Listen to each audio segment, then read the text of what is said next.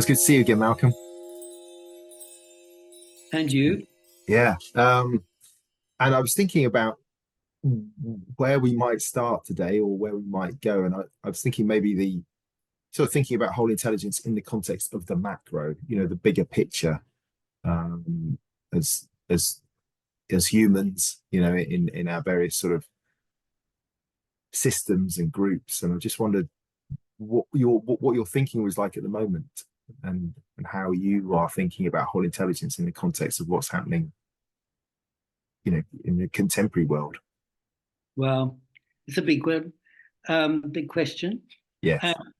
and I really want to emphasize or underline what you just said about the macro and the micro, Mhm. is that what whole intelligence is about is a framework, the framework of thinking and practice and experiencing that goes from very, very broad world scale issues like peace and war, right through to the individual conflicts of couples or or even the internal conflicts that we have. I mean, it's like but the notion somehow of combining in the same framework the very broad scale and the intimately known. That in itself is quite revolutionary because it's so much part of the ways in which human beings function is that they divide up everything into different discourses so that people who are predominantly spiritual just talk to other people who are spiritual rather than to politicians and medical people and so on. I mean, it's like there's these silos, and the whole intelligence actually belongs to all of them. Mm. That's really interesting. You've mentioned this before, and I can remember myself going, oof, because you said, I think on one of our calls, you were talking about, everything's about the relationship between two people. And you've taken it a stage deeper than that here. And what I Mm. take from that is the internal dialogue that's going on. And if you aggregate that out to the macro, it is all about humans and their internal dialogue and their dialogue with other people. So it kind of makes sense that it starts with the human and then he's able to go much bigger, Yeah, broader. yeah, Mm. yeah, yeah. I mean, what it's all based on ultimately, and I'm going to read a bit here because it's something I wrote recently. Humanity needs a revolution in its view of what intelligence means.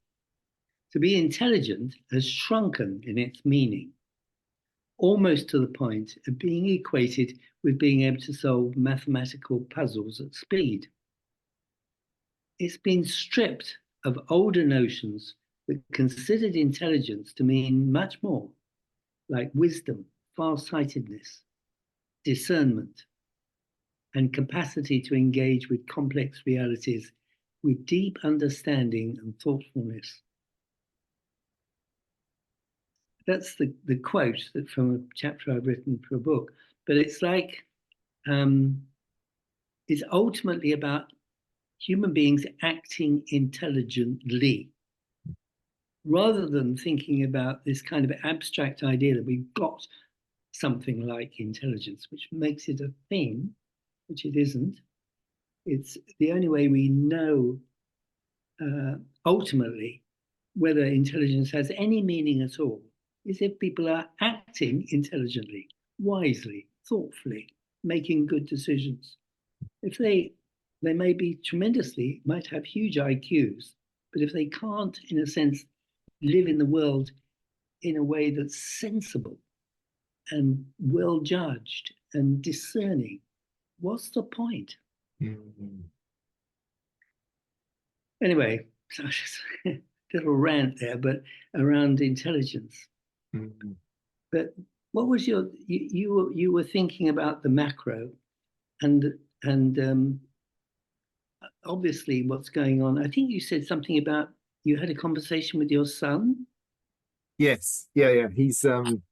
We were up in the Brecon Beacons on the weekend. We go twice a year, and it was beautiful there this weekend. Honestly, it was cold on Saturday, and about two-thirds of the way up, it was snow, cloud, and he's 20 and he's getting into sort of an appreciation of politics and the system that he's in, in society and the world.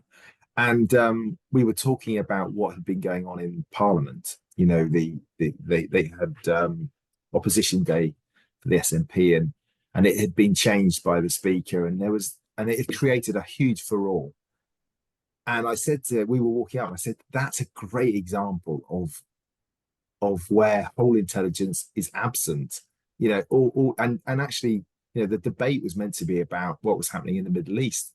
And so what you had is, in Parliament, you almost have like a parallel system going on where they're all shouting at each other. I said that it's crazy, that nobody's sort of stepping back and recognizing this. And at the same time, there's very little whole intelligence. And so I was then talking through each of the whole intelligence explorations, or human capabilities, and how they might be applied in a situation like that. So I was wondering whether that might be it's a very current and quite, sore situation, but what your thoughts about that might be. Well, so many. I mean, fundamentally, the process by which we organize ourselves into groups, as soon as we do that, we create an us, a we, a collective. We create other people as others. They're other than we are, different from us. And so that, in a sense, that notion that it's almost built into the forming of groups, which we need because we need the support of groups and the survival. When we're under threat, we really need other people and so on, and we lean on them, they lean on us. We are connected absolutely with other people, but it does have this danger, really, of othering, of making the other people so different that and becoming threats to us and to our survival of our us. Mm. So, and this is how the whole conflict thing can grow. And what happens, whether it's in the House of Commons or on the line between Gaza and Israel, is that the shouting increases the sense of difference.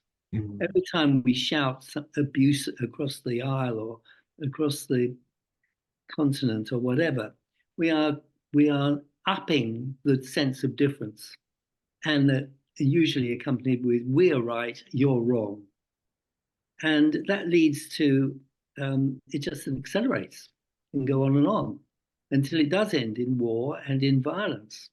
Mm-hmm. And so fundamentally, part of what whole intelligence is about acting intelligently, and it's about recognizing that this is a fault line or a danger point in human life, and recognizing that like you and I, we could, in a sense, create a sense of difference between us. You could list all the things that you believe in and do, and I could list mine, and we could sort of up the sense of difference, which and ignore the incredible similarities that we have. We're both men, both white, both middle class British. There's a million things in which we are similar. But do we focus on those, or do we focus on the differences? And of course, there has to be both. That's the balance. But yes, never forget that the fundamental similarities,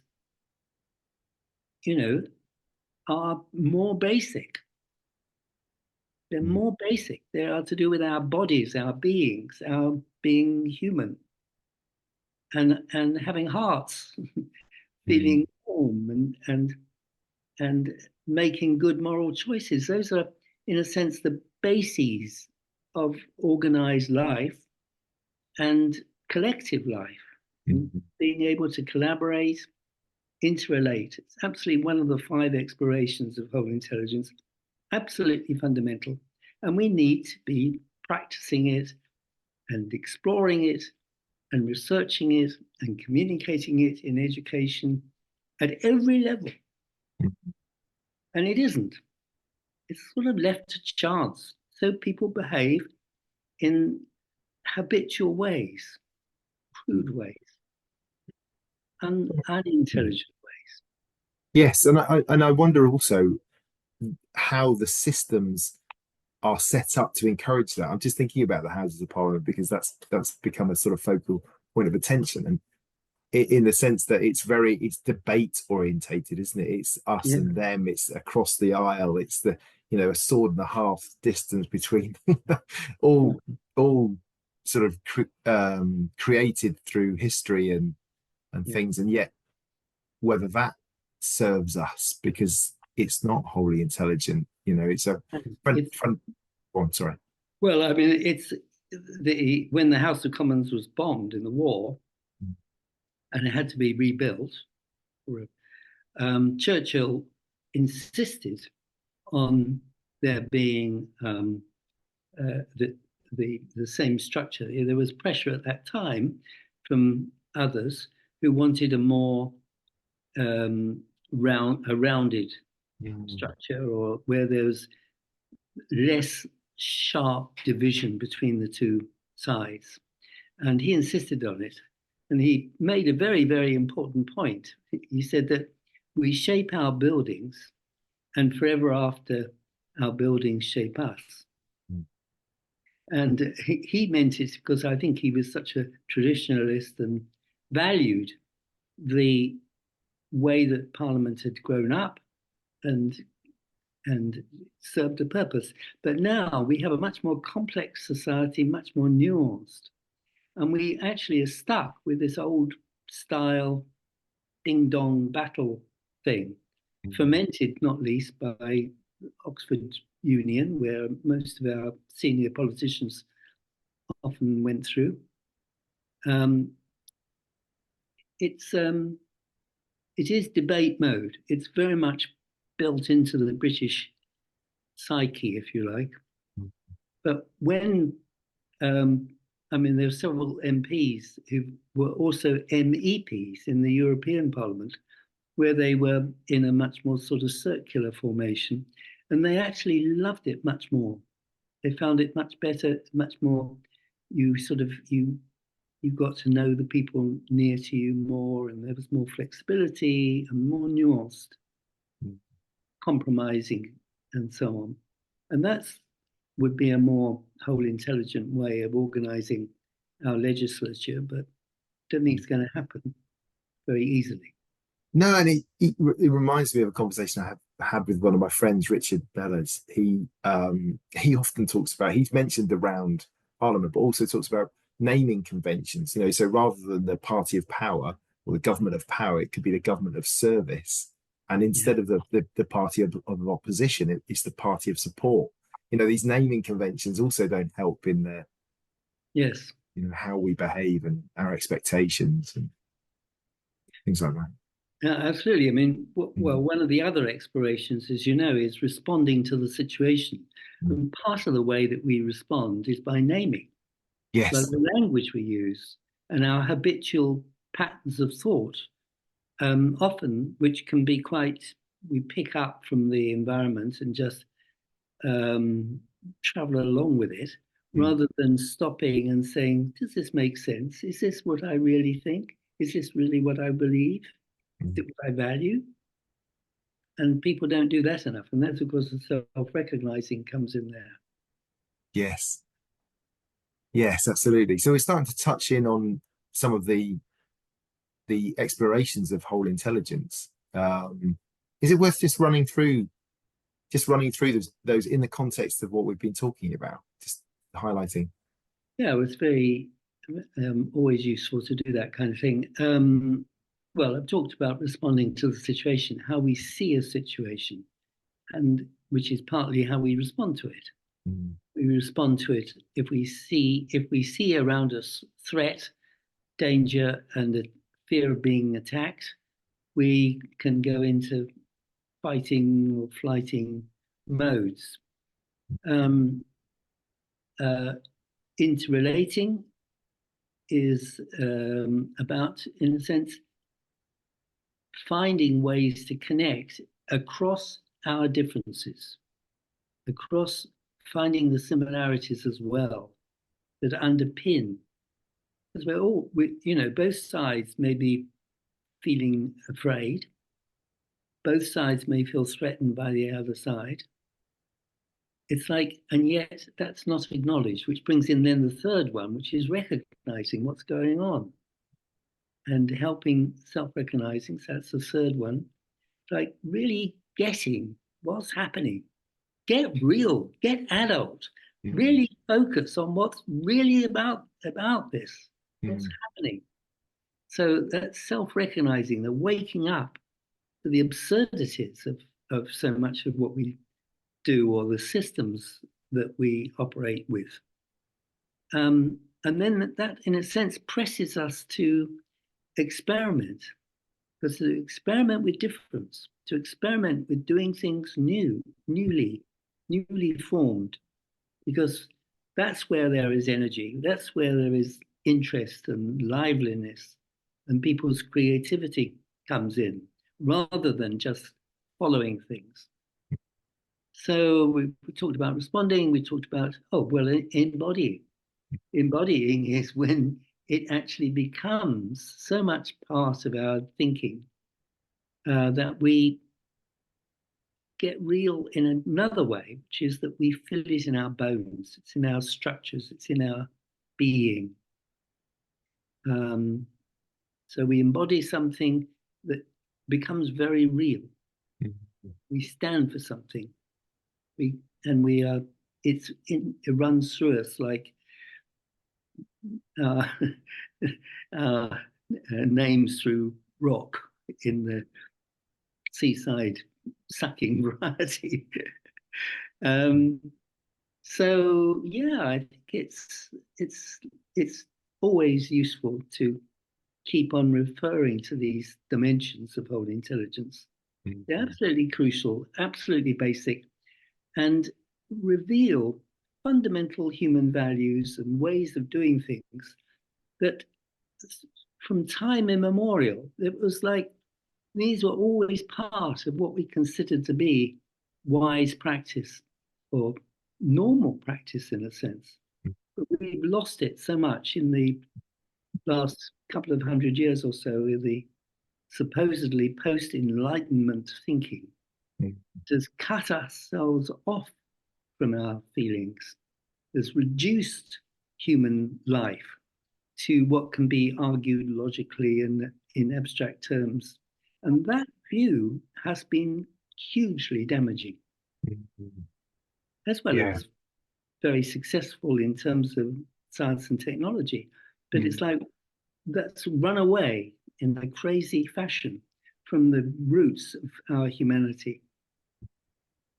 And I guess taking it back to our example where we started, it's in many ways what was happening is in Parliament, people were responding to the situation from a threat perspective. We're losing our day in Parliament threat, and ironically, from the speaker's perspective, there were other threats that were at play in the system that they were responding to.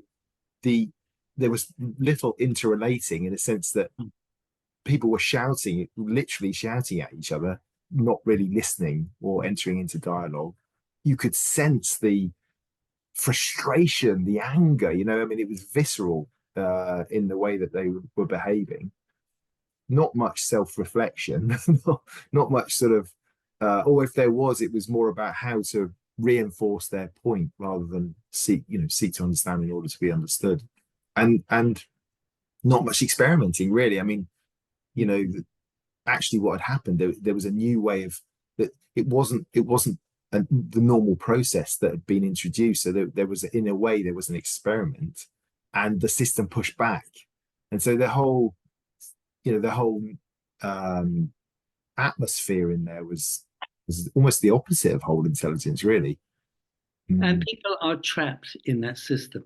mm, And our chances of surviving as a species depend on us developing something like a notion of whole intelligence.